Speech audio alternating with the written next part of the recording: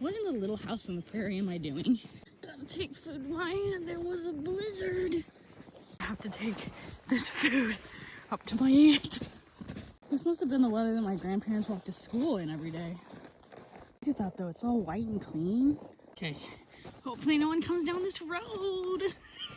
My aunt just lives up the road, it won't go far. Oh no, no one's done this yet. Oh God, okay.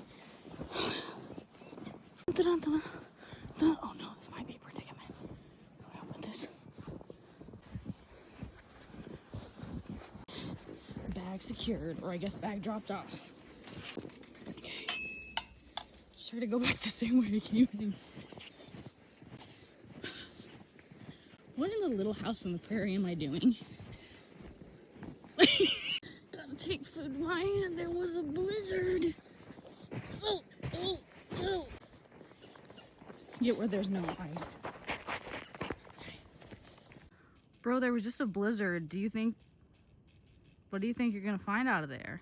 God, look at all this ice. It's the ice that has screwed everybody over.